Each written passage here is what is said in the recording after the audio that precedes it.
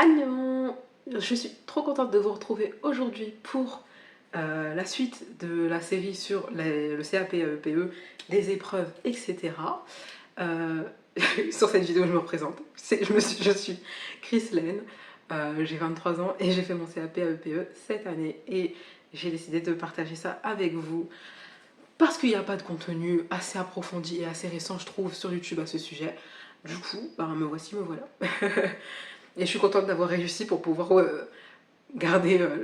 pour pouvoir être là pour partager ça avec vous. Aujourd'hui, du coup, j'ai déjà fait l'EP3 et l'EP1. On va parler de l'EP2. L'EP2. On avait préparé ce sujet en formation, mais c'est vrai que, je sais pas, l'EP2 c'est une épreuve écrite de 1h30 et c'est pas l'épreuve qui m'a le plus fasciné vraiment. Plutôt perplexe, je sais pas, j'ai pas trop kiffé et en plus j'ai eu 14. C'est le truc qui m'a fait baisser ma moyenne, mais au calme, c'est pas grave, du moment que je l'ai eu. J'ai écrit plein de choses, puisque en fait c'est un sujet, je sais plus avec combien de pages, je crois pas que je l'ai noté. Je crois pas que j'ai noté avec combien de pages, mais il y avait une dizaine de pages, je crois, 11, je dirais 11 pages, un truc comme ça. Donc voilà, c'est parti. Alors, comme d'habitude, n'oubliez pas d'avoir une montre avec vous pour gérer votre temps, ça passe super vite. Tu fais une lecture globale du sujet plutôt rapide, histoire de savoir où tu vas. Et ensuite, bah, t'attaques puisqu'on n'a que 1h30. Donc j'ai pris plein de notes encore une fois sur le sujet, donc je vais vous les lire et à l'aide de mes souvenirs, vous les partagez. Alors, le P2. On a eu une situation dans laquelle on travaillait en fait en école maternelle, dans une classe à double niveau de des petits et de moyens. On a une élève, Manon, qui est TDAH.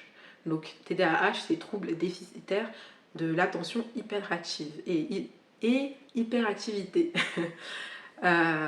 Donc on avait des documents et c'est sur la base de ces documents-là qu'il fallait prélever des informations. Alors, pour vous dire un peu ce qu'on devait faire, on devait citer le matériel utilisé, c'était écrit dans le document. Je crois qu'on avait une activité à faire de bonhomme ou de je sais plus, je crois que j'ai écrit. Ouais, on devait relever les objectifs de l'activité dans le document. Donc c'est ça.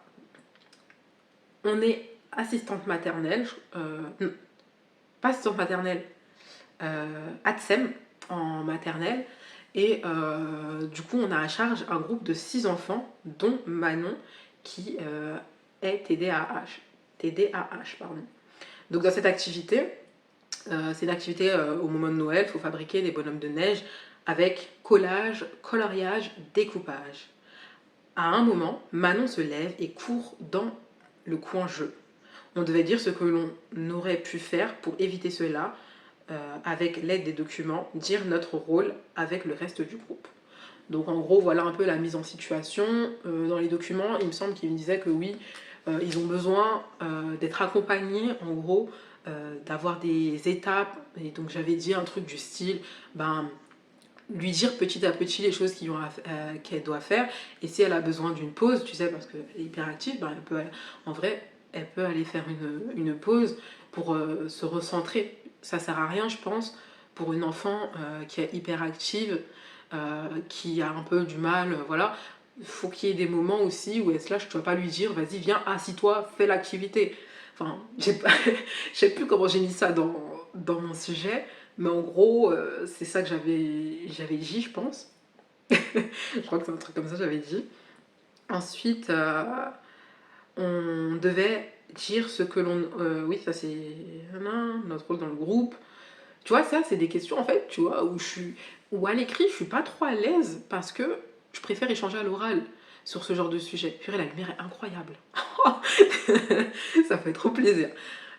Pour cette vidéo, ça fait vraiment plaisir. Enfin bref. Et j'espère que la vidéo vous aidera aussi. Bref, je m'éparpille.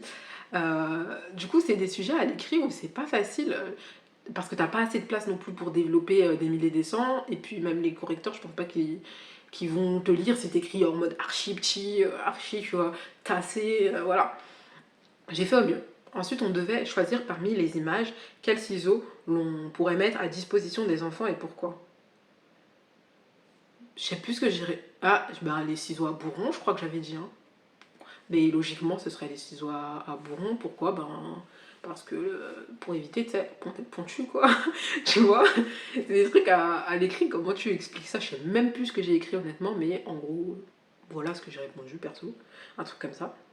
Ensuite, un enfant pleure car il est tombé et a une éraflure. Dire 2 attitudes à avoir. À qui peut-on confier l'enfant?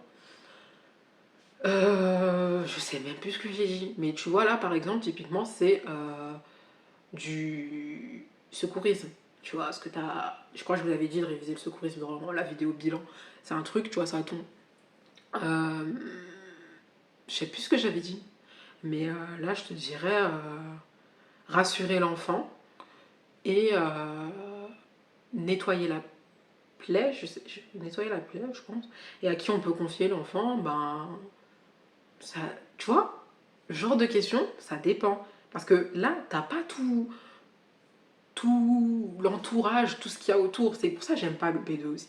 Tu sais pas, il est tombé, bon, il y a les autres enfants à surveiller, vous êtes combien à surveiller, tu vois, dans la cour.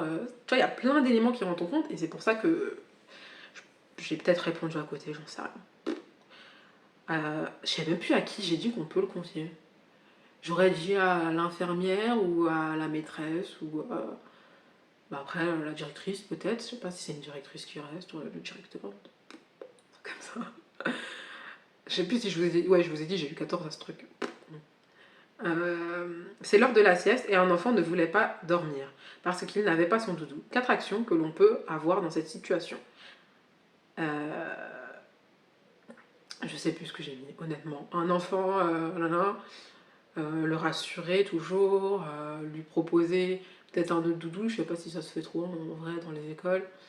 Tu vois, je sais que j'ai répondu au talent avec, avec ce qui me passait par la tête. En plus, 4 actions, je crois que j'avais commencé à écrire, après j'ai bugué et j'ai dit attends, je passe à autre chose et je reviendrai sur ça plus tard pour réfléchir. Parce que là, comme ça vient pas. Mais tu vois, je vous donne les billes, si vous pouvez avoir les réflexions, ce serait déjà bien. Là, c'est un peu la flemme. Et sinon, la vidéo va durer 4 ans. Identifier le... oui, la maîtresse nous demande d'écrire un mot aux parents pour éviter que cela se reproduise. Identifier quel type de communication, de complication. Et c'était par rapport, je crois, à l'échange à la maîtresse, j'ai écrit. Ben, je sais pas, par rapport à la maîtresse, c'est à l'oral.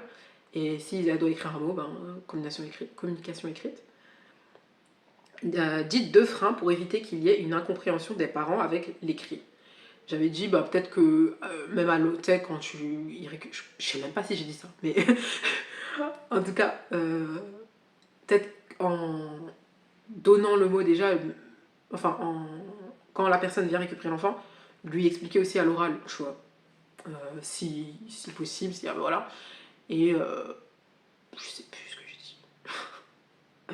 Ah ouais, ça, on a bugué, parce qu'on n'avait pas trop travaillé sur la lessive, tout ça. Et c'était, on devait faire une lessive des draps. Et il y avait une question sur comment on trie les draps. J'avoue, depuis le truc, je suis pas retournée dans les sujets.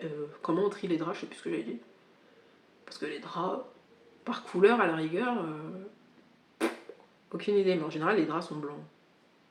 Après, on avait 4 images de lessive et on devait choisir la bonne. Et faites très attention. Je me rappelle, ma formatrice, elle avait dit en mode, faut faire attention avec les histoires de bio. Parce qu'ils aiment bien mettre des trucs, genre c'est bio et tout. Comme ça, tu vois, oh c'est bio, ben je vais prendre parce que ça va être le meilleur. Mais non, il y avait un truc, je crois que c'était bio et c'était de l'assouplissant. C'était écrit dessus. Et tu mets pas d'assouplissant en fait dans les vêtements. On n'avait pas vu ça, mais je sais pas, moi dans ma tête, j'ai dit, attends, l'assouplissant, je sais qu'il y a un truc avec l'assouplissant et tout. Donc, on évite, donc si vous voyez assouplissant, ne prenez pas. Je crois que j'avais pris un truc avec savon noir, savon de Marseille, je sais plus. J'ai dit j'ai mis ça, je sais pas si c'était ça. On m'a dit peut-être de ce que je dis par rapport au sujet, c'est peut-être ce qui correspondait le mieux, je ne sais pas. D'ailleurs, si vous avez passé les examens tous cette année, n'hésitez pas aussi à me dire votre ressenti par rapport à ça. Je ne l'ai pas dit dans les autres vidéos, mais vous pouvez me dire vos ressentis par rapport aux épreuves. Vraiment, n'hésitez pas. Ensuite, une question sur la composition du savon et justifier l'intérêt. Alors là, je sais même plus.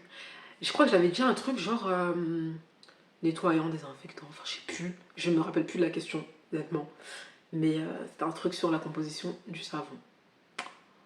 Voilà.